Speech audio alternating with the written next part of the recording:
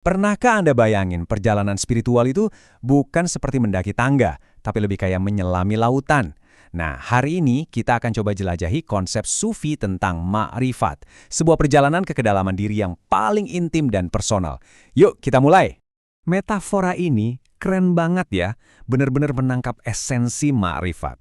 Jadi ini bukan soal mencapai puncak yang tinggi, tapi tentang merasakan. Yang merasakan arus-arus tak terlihat yang membentuk jiwa kita dari dalam. Sebuah undangan untuk menyelam lebih dalam, bukan cuma memandang dari permukaan. Jadi apa sih sebenarnya ma'rifat itu?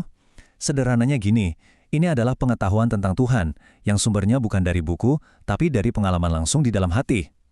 Ini lebih soal merasakan kebenaran, bukan sekedar tahu faktanya. Dan titik awalnya ada di dalam diri kita sendiri. Perjalanan ini biasanya dimulai dengan sebuah momen semacam kebangkitan. Bukan ledakan besar loh, tapi lebih seperti bisikan lembut di dalam hati. Inilah tahap pertama, ma'rifat awal. Di tahap ini nih, ada sesuatu yang fundamental yang mulai geser. Salat yang kita lakukan rasanya beda.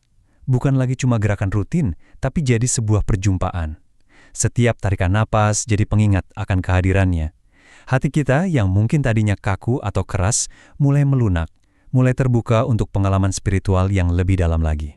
Nah, kutipan ini adalah jantungnya tahap awal. Gagasan bahwa kita ini selalu dilihat itu mengubah segalanya kan? Ini menumbuhkan kesadaran konstan yang bikin tindakan paling biasa sekalipun jadi ibadah yang penuh makna. Oke, kita lanjut ke tahap berikutnya ya, di mana perjalanan batin kita jadi makin dalam. Tahap ini adalah tentang menemukan kekuatan di dalam keheningan. Kita sebut ma'rifat menengah. Di sini, alat utamanya adalah tafakur atau kontemplasi. Ini tuh soal menciptakan ruang hening di dalam diri kita untuk mengamati pikiran dan perasaan tanpa menghakimi. Dan justru dalam keheningan inilah kita mulai bisa melihat ego kita apa adanya dan cengkramannya pada diri kita pelan-pelan mulai melemah. Ayat ini dengan sangat indah menggambarkan esensi dari tahap ini. Sabar yang indah itu bukan penantian yang pasif loh. Ini adalah sebuah tindakan aktif. Tindakan menciptakan ruang kosong di dalam hati kita, membiarkannya tenang, supaya cahaya ilahi bisa masuk tanpa terhalang oleh berisiknya ego. Sekarang kita masuk ke tahap yang paling mendalam dan jujur sering disalahpahami. Fana atau pelarutan sang ego. Disinilah transformasi yang radikal terjadi. Fana?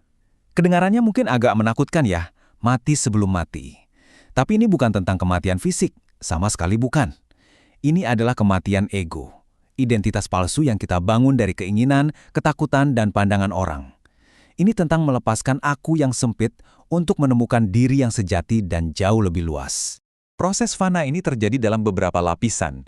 Pertama, muncul kesadaran bahwa semua tindakan kita itu bukanlah murni milik kita. Lalu, sifat-sifat negatif kayak kemarahan, iri hati itu mulai larut.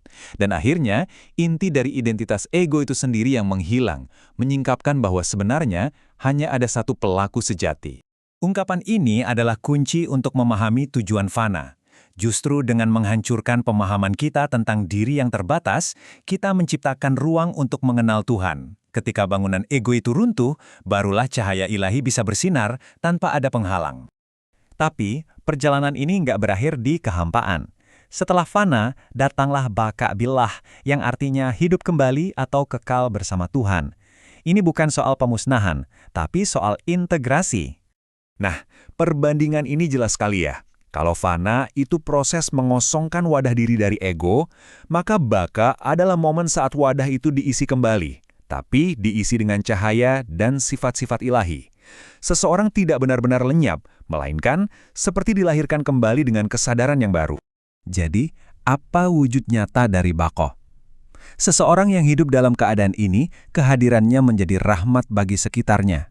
Akhlaknya jadi lembut, kata-katanya menenangkan, dan tindakannya selaras dengan kehendak Tuhan, bukan lagi didorong oleh nafsu atau keinginan pribadinya. Penting banget untuk kita pahami kalau ini bukanlah jalan lurus yang ada garis finishnya.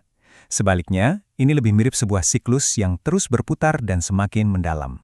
Dan ini bagian yang paling menakjubkan. Baka itu ternyata bukan akhir, ia justru memperdalam kesadaran awal kita, memulai siklus ini lagi dari awal, tapi di level yang lebih tinggi. Setiap tahap saling menguatkan dalam sebuah, spiral pertumbuhan spiritual yang seolah tak ada ujungnya. Bagi siapapun yang mungkin terinspirasi oleh perjalanan ini, ada beberapa nasihat praktis. Jangan terobsesi untuk mencapai tingkatan tertentu. Tetaplah rendah hati, pegang teguh amalan dasar Anda, carilah bimbingan yang tepat, dan yang terpenting dari semuanya, latihlah penyerahan diri. Pada akhirnya, ayat ini merangkum seluruh perjalanan ini.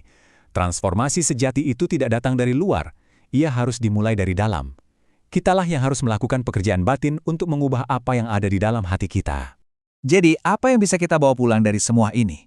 Ma'rifat sejati itu ukurannya bukan pengalaman mistis atau pengetahuan intelektual yang luas. Ukuran sesungguhnya adalah perubahan karakter, hati yang bersinar dengan kasih sayang, kedamaian, dan kerendahan hati. Saya akan tinggalkan Anda dengan satu pertanyaan untuk direnungkan.